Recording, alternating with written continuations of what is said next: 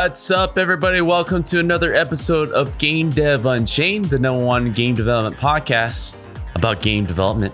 I am your host, Brandon Pham. You can follow me at Twitter or tweet at me anytime at BlueChamps. And let's talk about it, man. So our guest this week is a special one, a dear colleague and friend. We have on the line Shora Farahani. Oh my God, I don't know how to say your last name. How are you doing?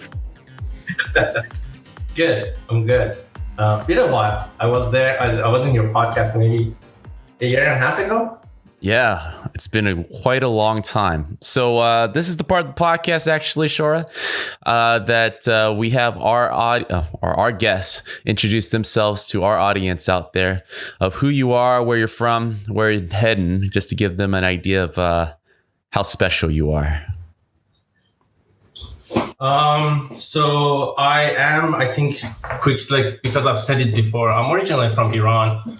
I came to USA maybe 14 years ago. But like my first real gig in the gaming industry was as an environment artist at Raven. I made a couple of short films. They really liked my environment work and they offered me a position. So I moved to Wisconsin for 2 years. And then after that, I came to Sledgehammer to be on a lead team for Call of Duty titles. So that's where I met you and, the other guys. And I was there till we shipped Advanced Warfare. And then I was on a round of layoffs. My visa was not good. So I had to kind of switch the industry. And I went for like a detour of like essentially more tech startup. Like in 2015, that worked in the essentially working in like making the art, bringing art, CG architecture and all of that to to furniture shopping experience. And after that, I came to Pocket Gems again. I saw you there. We were in different teams. I was on Episode. You were on War Dragons.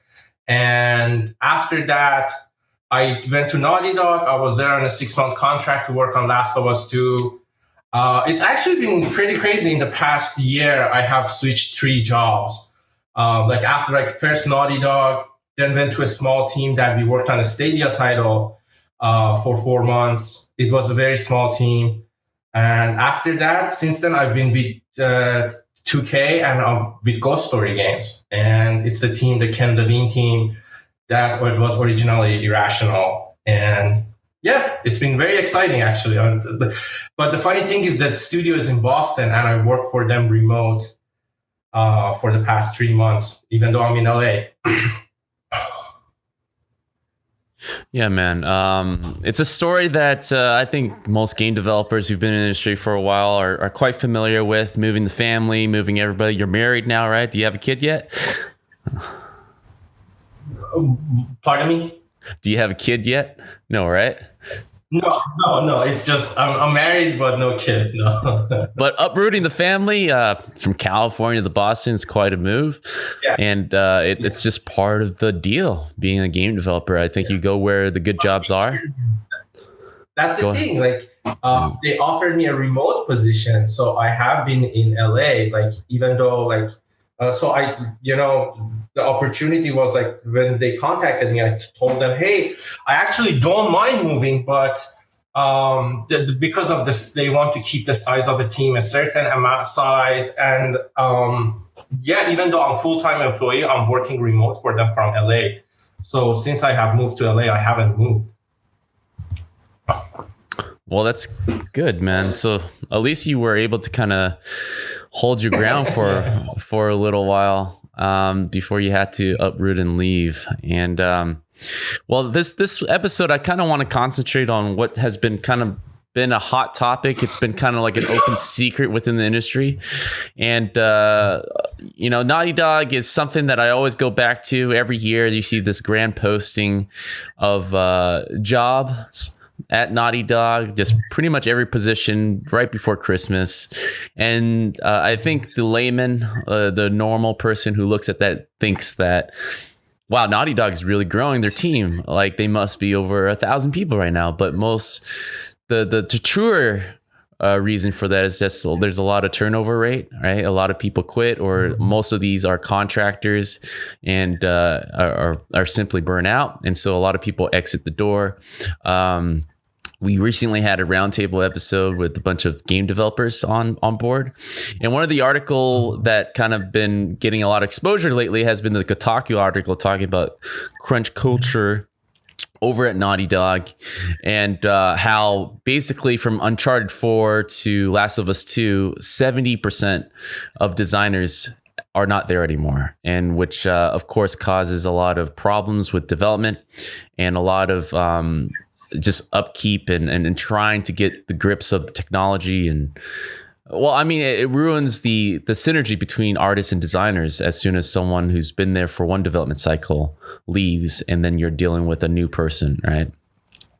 So I kind of want to dig into your experience firsthand, how it was, because I think still, even with hearing all that, most developers who get that email saying, hey, we want to bring you on board, or even before that process, the interview process, let's talk about that. I mean, how excited were you to kind of finally be a part of this culture that's kind of always redefining games as it's coming out? So yeah, it was like I was there for a 6-month contract. So essentially, when I was at Pocket Gems toward the end of it, actually they were very gracious. They told me early on that the project I was on is kind of getting canceled, and they gave me a little heads up. So eventually, I had time. And with regards to Naughty Dogs, regardless of your skill or your how experienced you are, they don't care. They want a test.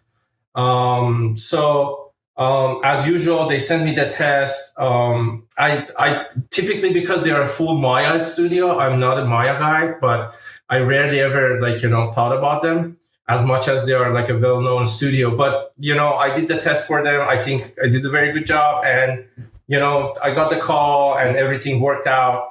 But the way that Naughty Dog works compared to every other place I've worked on is they start everyone, again, regardless of the skill, they just pay more, but they just bring you in with a contract, with a short-term contract via a third party.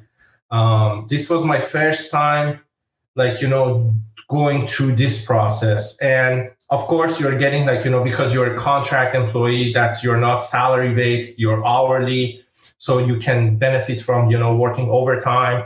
The California rules are 1.5 times past 8 hours, and after 10 hours, it's double the salary, the rate. So of course these help. And again, they, when I joined, I think I got a good rate from them. And I started within a month, I had to move myself, I had to pay out of my pocket to come to LA. But yeah, and then I started. Again, the studio itself, you're right. You think, first of all, they are pretty big. For a big, when we were at Sledgehammer, I think at our peak, we were 200 people. The moment I entered Naughty Dog, it was probably above 250 already. And we were not even peaking yet. Yeah, and then there is kind of this separation between the contracts and the part, full-time employees, which kind of creates a little divide, even the positioning of the seats that they are seating. But overall, again, Naughty Dog, because the quality of the game that you're working on, the amount of knowledge and information you absorb, the patience they had with me about learning Maya, everything, it was very nice for me. But there is give and take with regards to every studio, and that was one of them. Yeah. I think there's a lot of rumors for a lot of people who don't have the experience. I mean, we have friends there, and I'm sure you heard these stories, even if you're not being a super fan, more hardcore than others. I'm sure you've heard rumors about how crazy they are with crunch culture and how that's the only way. Well, it's actually quoted within the article how it's the only way they know how to ship games. And so it's kind of grinded into them that this is the only way we can get to the next level and upgrade ourselves by literally killing ourselves every cycle. Although each, what kind of talks was happening? Were you kind of jumping into their system already in crunch culture, or did it ramp up slowly? I mean, what kind of warnings or anything with HR did they talk to you about, or was it just understood that this is the type of thing that you're going to walk into and it's not spoken about as much? So first of all, before I continue, by the way, that article by Kotaku is written by Jason Schreier. I didn't talk to him in that occasion about this situation, so I'm not one of those people. But he's a very good writer. But in general, back to the Naughty Dog talk, I think I joined them when they were like starting to ramp up for the full production. Like, one of the great thing about that studio was like the moment you entered, you're presented with like, hey, this is the game that we are making. Like there's because people come in to the office, so there's not much concept work on display, but at the same time, there is like presentations. There's a lot of documentation that you can go through and like, familiarize yourself with what is like the game that you're working on, what section of the game and the way it works is for us, the environment artists is, they essentially give you a full level, do whatever you want to do. And it's like between you, a modeler, and a texture guy. And it was just ramping up at the time. So at the time, like when I started, nothing crazy. And in general, I personally like didn't get too crazy like crunch, even like after 6 months, because I would take like, lunch breaks, go like, play basketball. But there is a certain point in the studio that, you start seeing these emails like, hey, if you want to work 60 hours, it's fine. We are approving it. And like, we are providing, food and all of that, although that thing is its own. Like, I remember when we were at Pocket Gems, there was like free lunch, everything. And they were so chill about it. Like when you're going to some of these game studios, they think are giving you like so much benefits with providing you food and stuff. Dude, these are tax deductibles.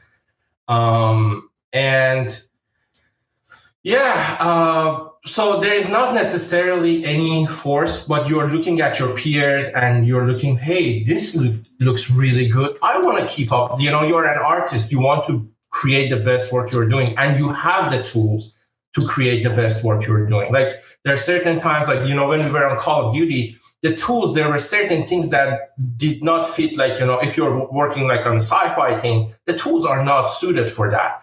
But in Naughty Dog, the tools are there. Everything is there. So you are trying to push the best that you can do. And you see your peers, you're walking past by a VFX person. He's doing a fantastic job creating just waves, like everything you see is so high quality. You want to prove yourself that you are capable of doing that high quality.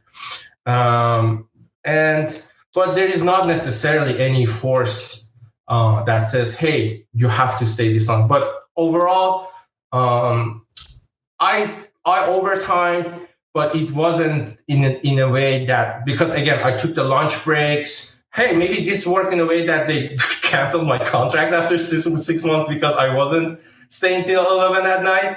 Who knows? But I was seeing a lot of people who are there like for very long hours, and like the person next to me, the kid, like he was coming off of it, like, this was his first main gig, and he was like staying till late, coming to work like super drawn out and tired again. And again, some of the scenes that were given to him, because the quality they want from him is so high, he's just like, there are parts that he was like, how do I do this? How can I get over this hump? And it was a lot of that. It's definitely crunch culture's young man's game for sure. I think. Yeah. I think even if you take your younger self, right? Let's say you're probably a few years in the industry and you are starting at Naughty Dog, you have everything to want to prove yourself. And I think, and that's the dangerous part of this whole crunching idea, is that people have this misconception that there's a manager or producer, like a Tolga, that comes at your desk and then points fingers and forces you to stay or else, right? But the reality is like they can't legally do that, right? Because it will cause an uproar. But it's more like subtle peer pressure. You see everyone in your cubicle pushing really hard, and even if you clock out at 7 p.m., a normal, like that's even later than normal, right? 6 to 7 p.m. There's a sense of guilt, or you don't want to be the first one out, right? And there's it's mostly driven by peer pressure. So we have like a good experience at least that we can draw from, right? So I don't know about you, but we work at Pocket Gems together, right? That was my first mobile outside the traditional game industry company, right? Yeah. And I was very shocked at how open and because it's not quite like Facebook where they have like chefs in the kitchen, but we had catered dinner and lunch every single day. And like every month there was like a team outing of some sort. And then every 2 months, there's like a bigger team outing. And so there's always seems to be every week an activity outside of just sitting at your desk to keep you busy. And for the first time, there was like a huge sense of security where it didn't feel like every deadline was our last. And then after that, I kind of want to hear your thoughts about having that type of experience and then going back to traditional a highly praised studio such as Naughty, the best of AAA. By this point, they have 8 like top selling games every time they ship, right? Can you kind of compare those experiences and dive a little deeper about the differences where you felt like, oh wow, we're really still behind on the accommodations here for game developers? So yeah, like with Pocket Gems, I think again the work that I was working on might not have been the most fulfilling thing artistically because the project I came to Pocket Gems for never got off the ground. But in general, yeah, like other even than the like, catered food and all like, the fantastic kitchen and all of that, it was just like the chill vibe. And also it was at the time that you remember, like I tore my knee, like, my knee got shattered at the time. And like I was on crutches and I was going to physical therapy, and the physical therapy was in our building. So sometimes in the middle of the day, I would go out for 1 hour, 1.5 hours. And then I would stay later, of course. But in general, everyone was so relaxed about it. Like, like even though it was at 3 o'clock that I would go. And then the art director that I worked on, like again, there was a lot of, you were very in good touch with everyone who you were working with. And that's what really disappointed me when I got to Naughty Dog. Like Naughty Dog, again, I just wanted to get back to AAA games because I was away for so long. So I was willing to accept a lot of this. So I went with certain expectations that, hey, just work hard in this like 6 months that you are there. I just want to get back to AAA. But like it was shocking for me. Even if you remember, we were like at Sledgehammer, and you could go talk to Glenn anytime. He was so chill. You can, bring ideas to him, but Naughty Dog, even though it's a first party, like, it's their own title, it's a lead studio. But when you go there, like there's so much divide that, to be frank, in the time that I was there, I only met the creative director of the game once, just like in an elevator, and I introduced myself to him. I was just, hi Neil, like, I started working here. And like, they don't like the upper management of the studio. I don't think they just look at you as a number per se, like just to finish this game. But you are not someone who's like essentially, oh, we are ingraining you as the core of the studio.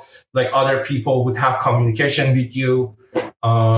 It was very, I personally did not like the culture at all, but Like it was also shocking coming from such a family vibe of like, Pocket Gems. And again, even like Sledgehammer, we were very united, like, during Advanced Warfare, even though we were like 150, 200, we knew everyone, we collaborated with everyone.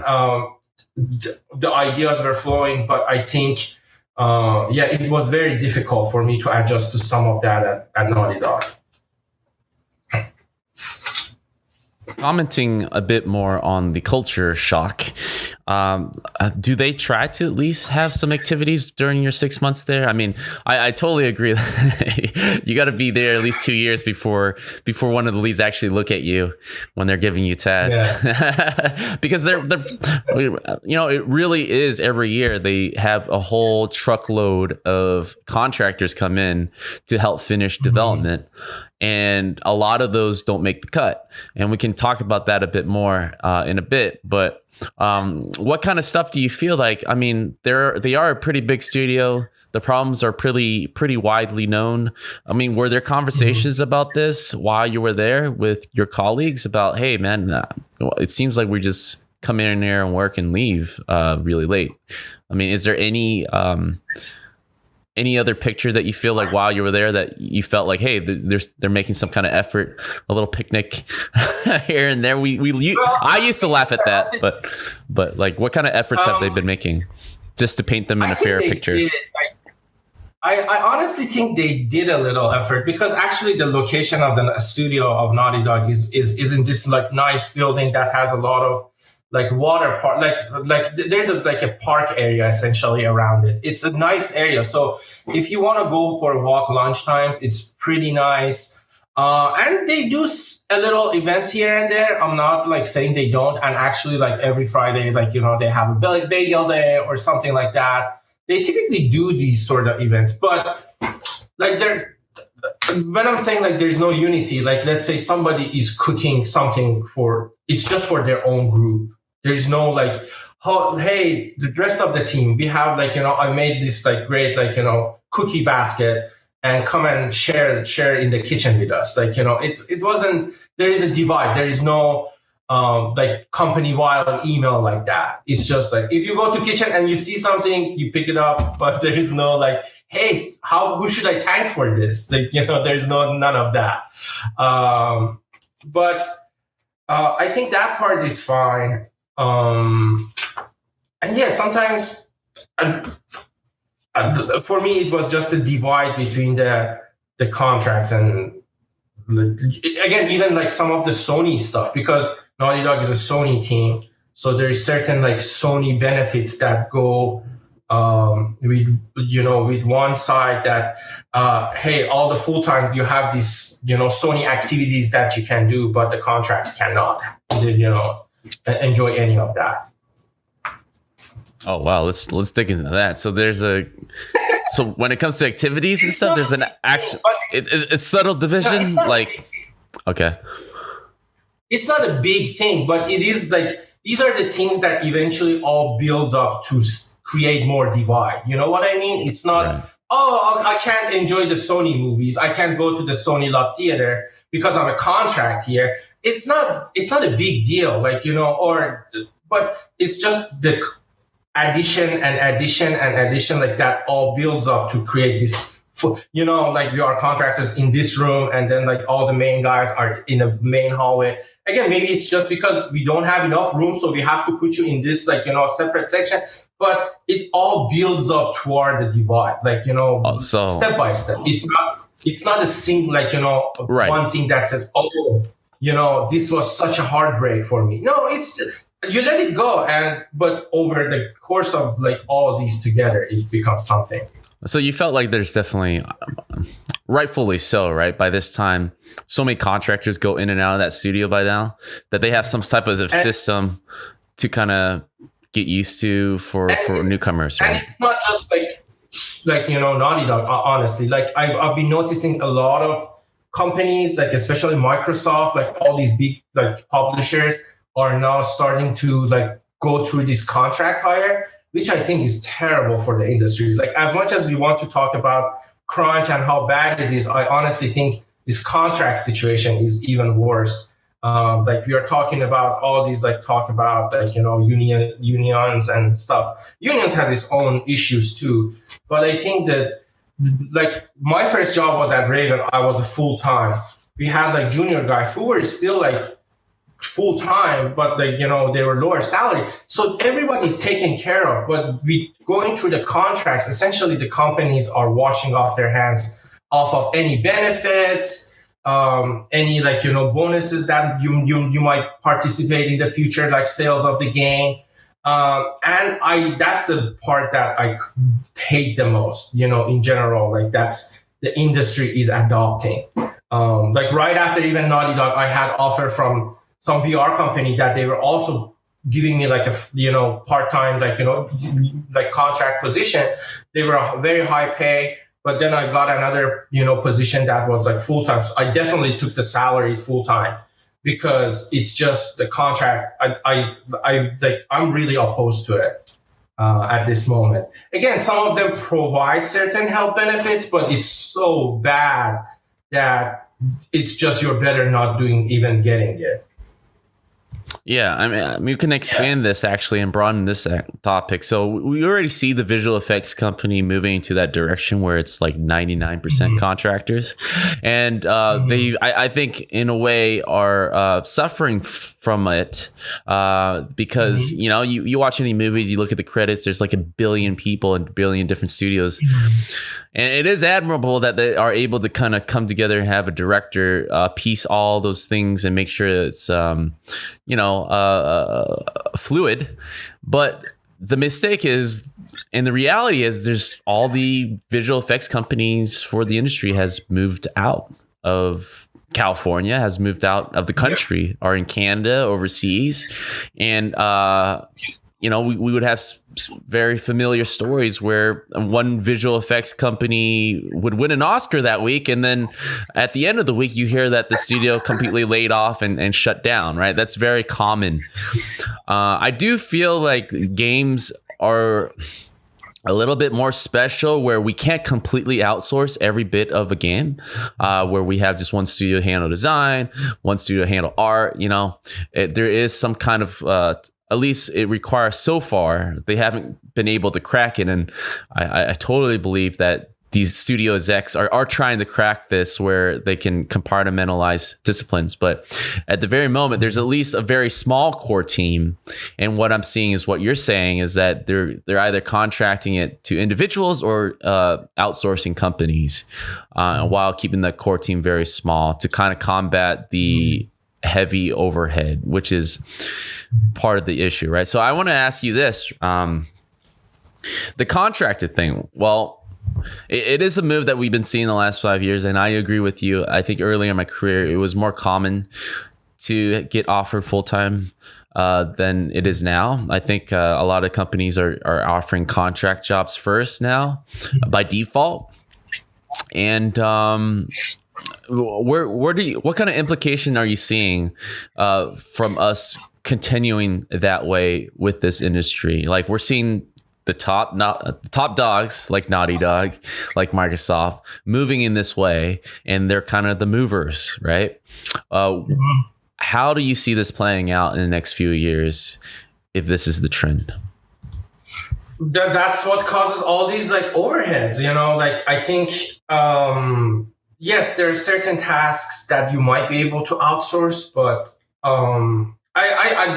are heading into that visual effects, like, mess that they are in right now. Like they are like one of the industries that they do all the hard work and get none of the benefits. And some of it has to do with the people that do VFX and games, because we are just like, because we enjoy the project, that we are not like a factory worker that said, oh, I definitely want to work on like, creating pure. No, we are people who genuinely, like people who are at Naughty Dog. A lot of them are like, I love Last of Us. That's why I'm here at Naughty Dog. So I would do whatever I want to, work on this, like, Last of Us 2. I don't care about the pay. I don't care about benefits. I just want to be part of Last of Us 2. But over like after 3 years, they get to a point they're like, oh, I have family now. This is not the way that life's supposed to go.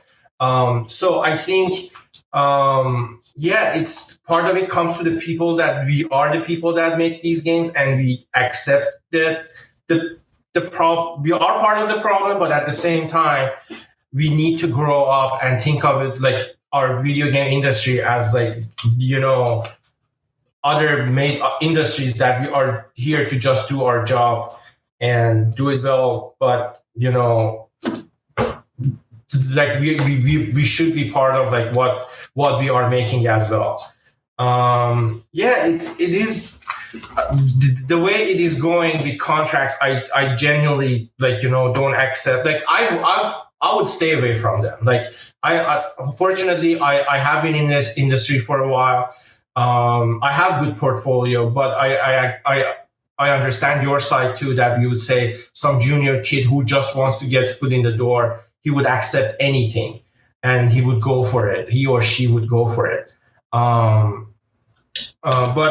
like one thing for me to help this industry is just eliminate a lot of these contracts. Like right now, also like when Microsoft, let's say, posts a position, because they sent it as a third party, suddenly my like LinkedIn is flooded with all these requests from recruiters, because they are all third party companies that are hiring for that position in Microsoft.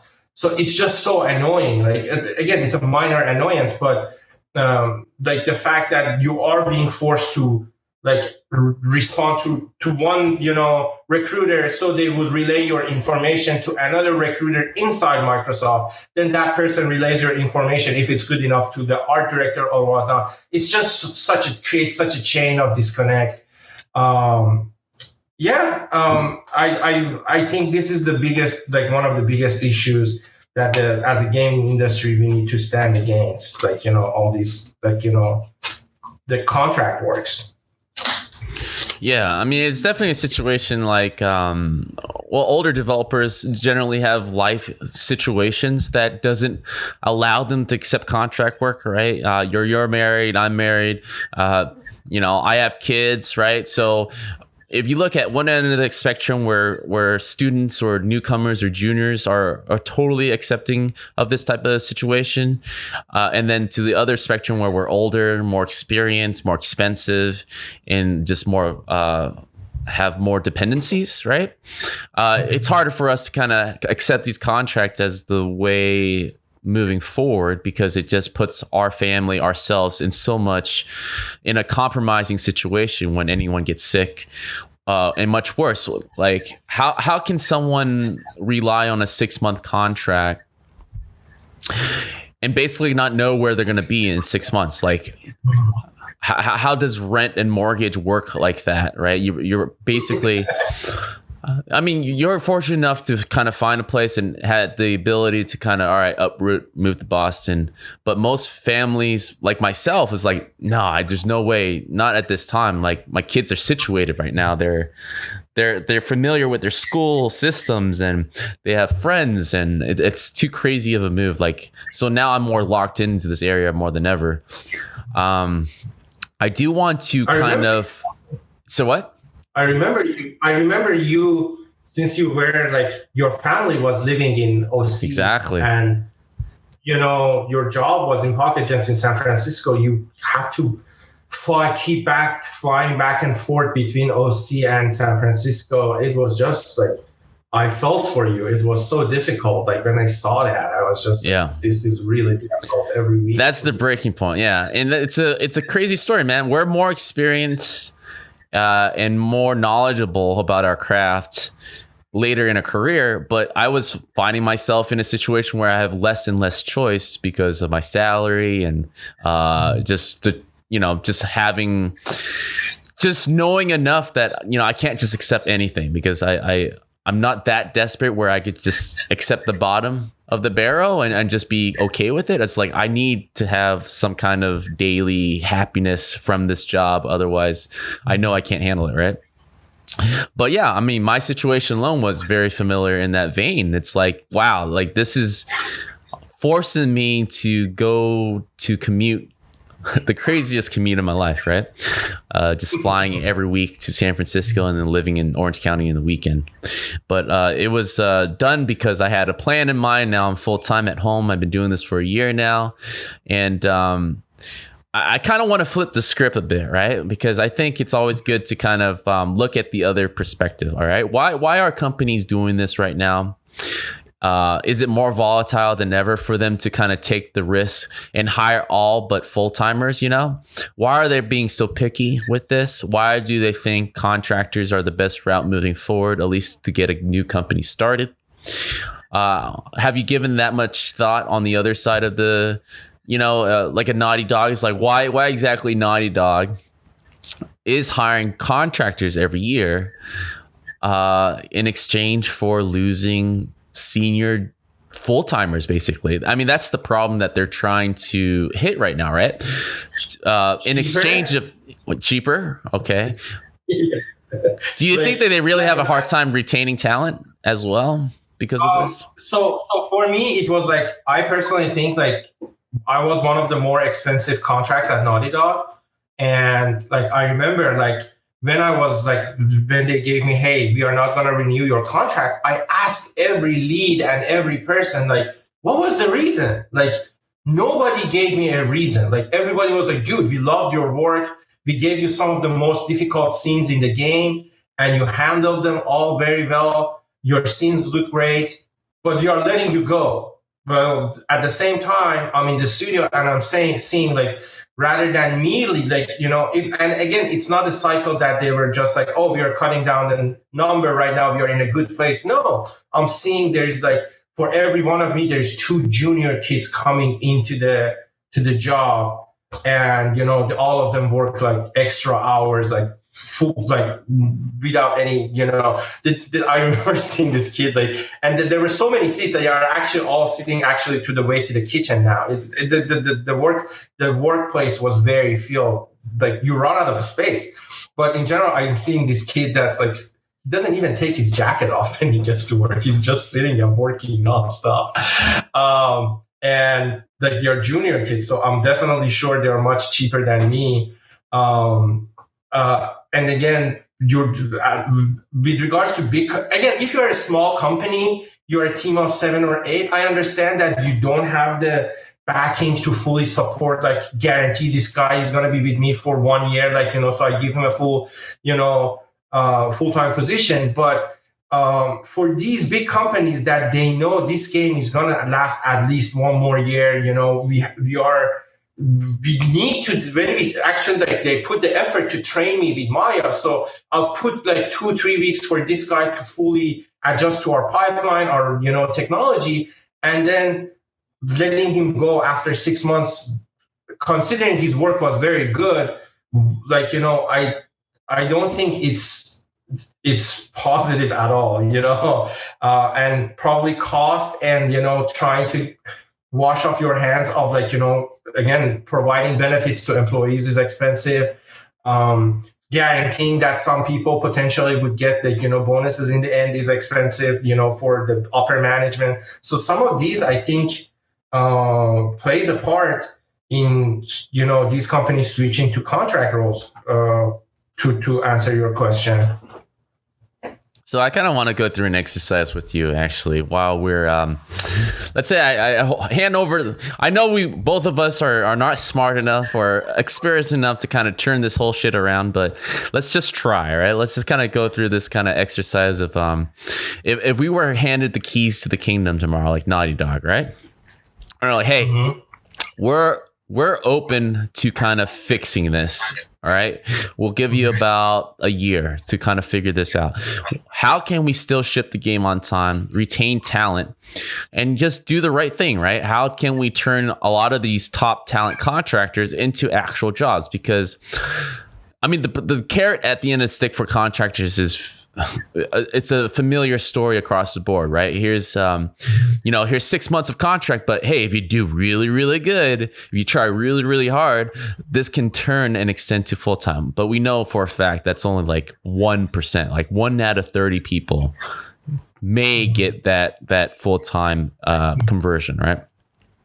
So let's throw that out. So how would you propose that a place like Naughty Dog or all these big time companies start tackling this issue and just keep from delaying their game because they're losing talent? Like, how exactly can we solve this issue in an ideal way that benefits everybody? I don't know. The system we had for Call of Duty teams were pretty good, and for me, the way actually Call of Duty pipeline work was very cool too. Like, essentially, they have divided the work to multiple studios. I think that's one good solution that Activision was very smart about. Again, they fell into it because of the Infinity Ward situation, but like back in Modern Warfare 3. But that's how it started, because now they would divide the work between like somebody's handling most of the single player. Parts of multiplayer goes to Raven. Sometimes High Moon jumps in, and they had all these studios. And again, let's think about, like, Raven is a talent studio, but their overhead is so much less than Sledgehammer because they are in Wisconsin. Wisconsin is so much cheaper than compared to California. And honestly, the salaries maybe go lower by maybe 15 to 20%, but the overhead of the studio is so much less. So you can save a lot of cost there, and there's a lot of talent there. It's a good place to live at. I think this idea of having multiple studios working on a title kind of helps, but it needs good communication. That's something I think would be helpful. That probably, based on my experience, what I've seen, has been very good. And again, certain tasks, of course, you can hire to third-party companies for those certain tasks to be done. But yeah, I think having a second, even like I know Insomniac has a second studio in North Carolina. So North Carolina, of course, is cheaper. So I think dividing some of these studios and maintaining good communication. And again, this COVID situation actually kind of shows that a lot of people can work remotely and, stay through means of communication, work very well. Like, our entire team is now off, not on site. Again, I think you mistook me. I am in LA. The team is in Boston. But yeah, we are everybody in Boston also not at the site right now. Everybody's working from home, but the communication is still very well. The tools of the communication are very good. And yeah, we're still working on a daily basis to do our tasks and work on the game that we are on right now. All right, let's talk about that a bit, man. I guess I misheard that at the beginning. So you're still in Los Angeles right now, right? Yeah. Yes. Okay. So this is kind of like part of the solutions that I've been kind of seeing from studios. Aside from studios kind of building up responsibly, kind of keeping a core team in-house, and then using outsourcing or co-development studios to kind of help build the team, which is a better, I think, responsible approach than to have like a huge company with a bunch of full-timers kind of trying to ship this one game, and then when that game doesn't work, which in most cases won't, right, because it's a first time game for a studio, a lot of layoffs happen, right, which has been the cycle for the PS2 era, PS3 era, and some PS4 era. So I think one of the other solutions that I've seen from studios has been that, where they have a small core team and they're just slowly sparing that out, and keeping a group of contractors outside of the main studio, and not just a single contractor, bringing them in and just a lot of them, right? And then something like what you're going through, like where studios are getting more and more open to hiring full-timers and allowing them to live where they want to live. Like, if anything, this whole COVID thing and the virus, it's terrible, right? Basically, all industries have been completely put on brakes, right? The game industry, if anything, somewhat of a delay, but a lot of companies are more open to converting to working from home now. And I hope it's a trend that continues after this whole thing blows over. But before this whole thing happened, it sounds like something similar to your situation. A lot of AAA senior developers are allowed this option because you have proven yourself in the industry. You have proven yourself to be reliable, of quality work. And so companies are like, you know what?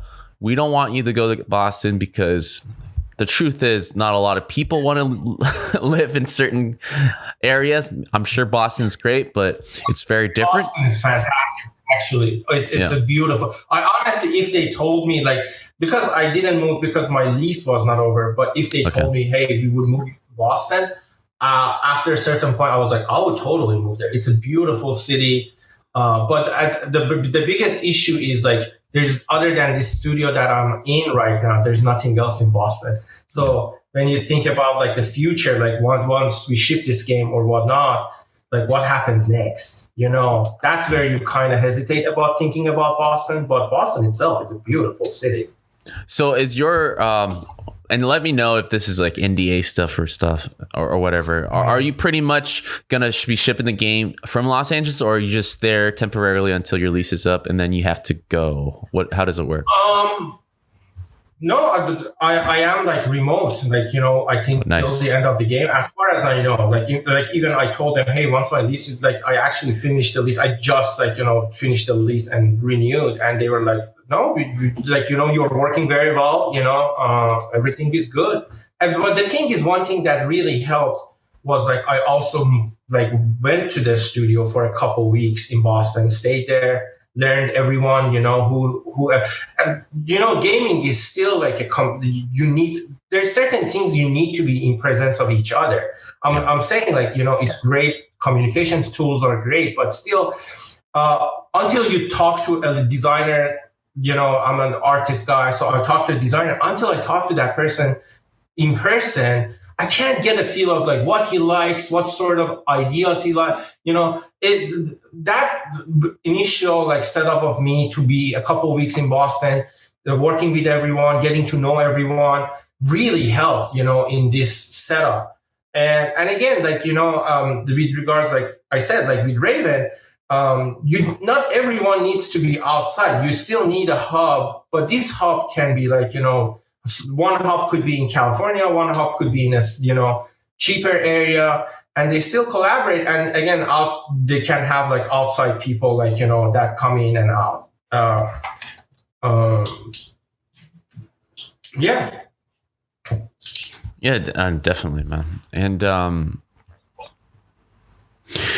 it is very true, right? I think I've always been a big proponent of because of the situation, right? I always contrast it to the status norm.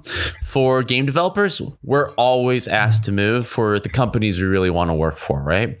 And so many unexpected things where it's so expected now, where layoffs or a project not doing well. It's like more often than not, we're either forced out of a situation without our input, and we have to look for another job. And, you know, if you work in LA, even if you work in LA or Seattle or one of these game industry hubs, you might be able to do like a crossover to another studio around that area, but it's not that easy either, right? Sometimes they're not looking around that time, and you're kind of forced, oh, wow, even if me being in this hub, I can either hunker down for another 2-3 months and hope that something comes by, or there's a job in Seattle right now that's offering me a gig. Do I take that chance? And most people don't take that chance, right?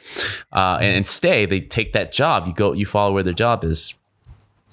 And so naturally, I was like, man, what is the solution to this? Because we have game developers constantly switching places, living in areas, and it just gets harder with family and mortgages and all that.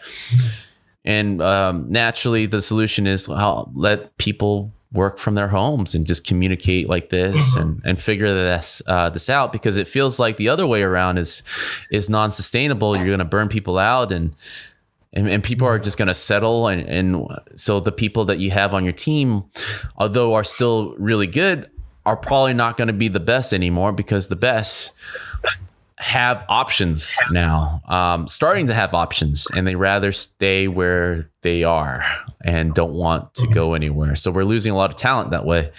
But at the same time, it's pressuring these developers or these teams to kind of evolve a bit, right?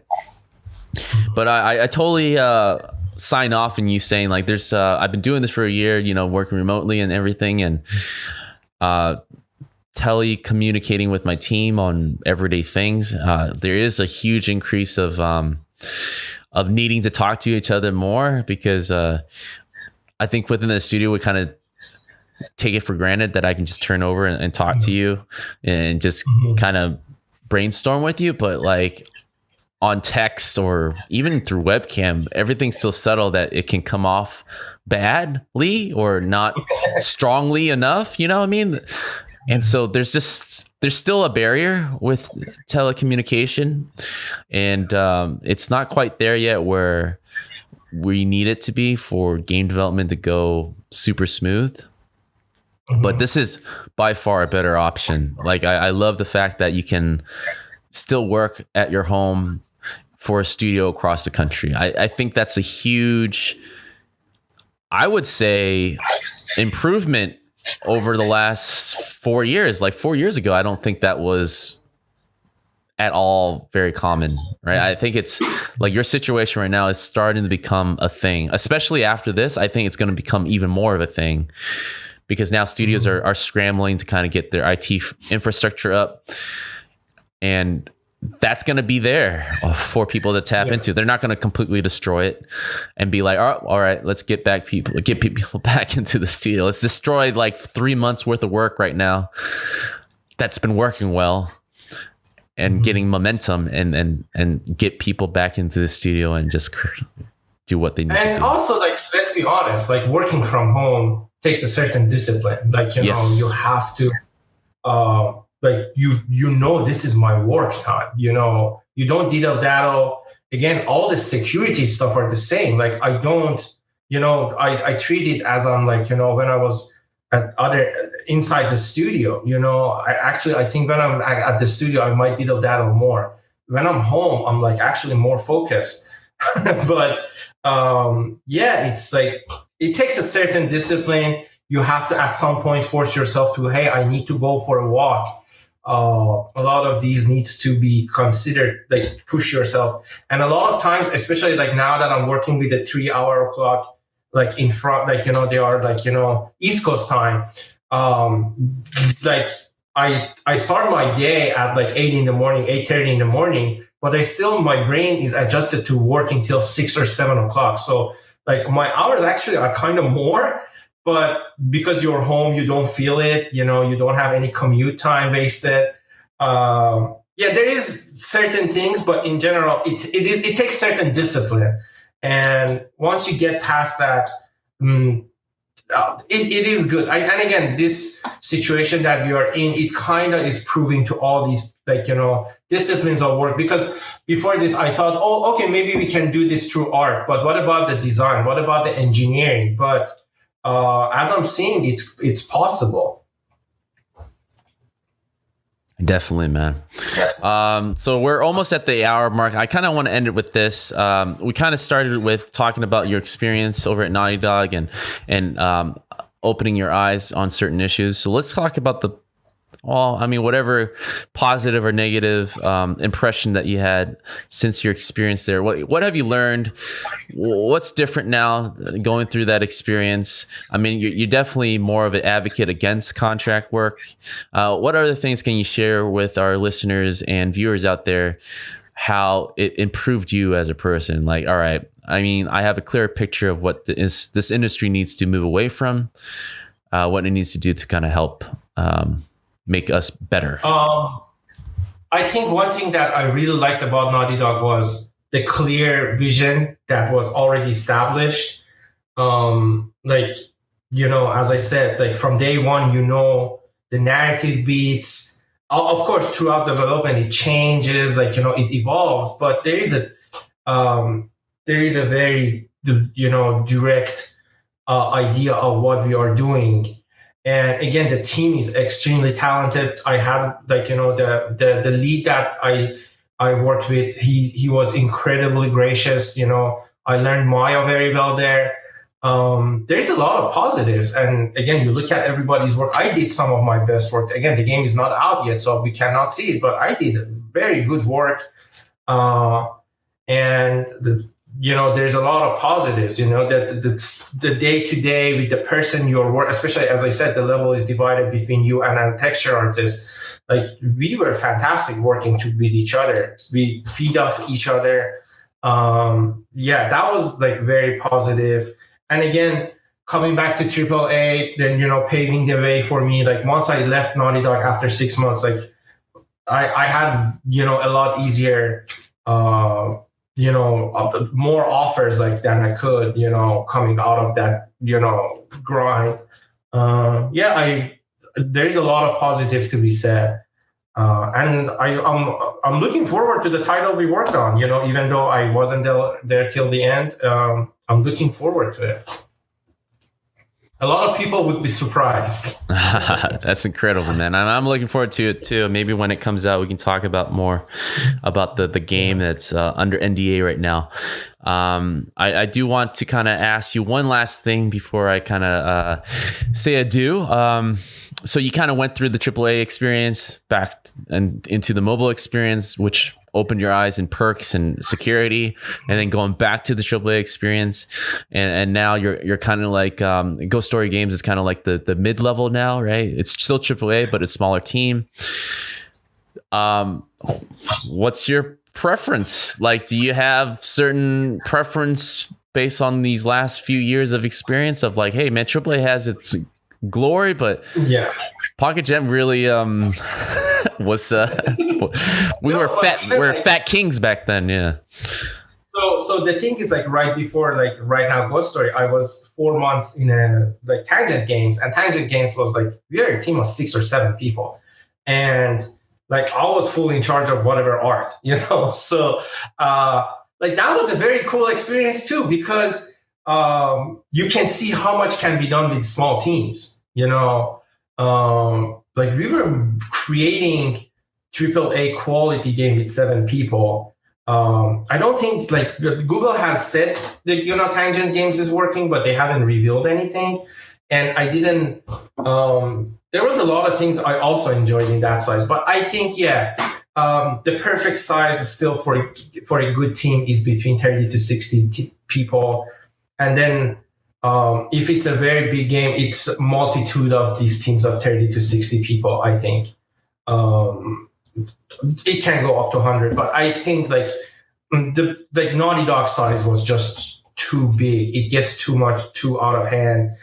And again, you don't lose communication to the, even though you might be junior or like, a senior, but you might lose touch with any other disciplines, and it's not fun. That part is not, because the best part of gaming is the collaboration of all the elements that come together. And the bigger the studio gets, the less you feel about that. You just become focused on what you're doing.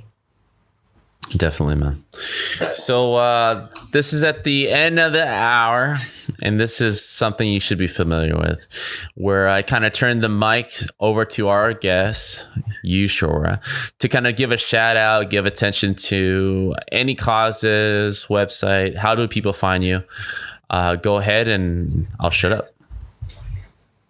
You can find me on shoraspot.com, or just like search me. I think my ArtStation page is probably better. Just search my name. I don't think there are many Shoras in the ArtStation, so just Shora there. But shout out is like, I think like this week everybody has been watching Tiger King, so it's like that show is fantastic. If you haven't watched it, watch that madness. Well, thank you, Shora, for coming on. Always a joy. One of my best colleagues. Always a fun time with you in the office. I miss you. I mean, I'm thankful that I had at least 2 opportunities to work with you. I used to hug a lot of people. I would be a hazard in an office, right? Yeah, you definitely be ground zero or patient zero for this. But yeah, well, I mean, I'm loving your situation. I'm super glad that you're having a good deal going on and you're working from home. Like, I want to see this for more and more senior developers to kind of be exactly where you are, just working from home, which everyone is right now. But I hope that this percentage doesn't change too much once this whole thing blows over, because I like seeing the comfort. And I always say and associate office politics with being in the office. And I feel like that by not being there anymore, it eliminates a lot of the issues with, at least for myself, in game development. It really breaks down those barriers to just create the game, man. Just don't worry about anything else. So right now, I want to go straight to the audience out there. If you have any questions, go ahead and hit us up at Blue Champs on Twitter. If you have any questions for Shora, I'm sure we can always follow up and ask him those things. So that concludes this week's podcast, and I'll see you guys next week.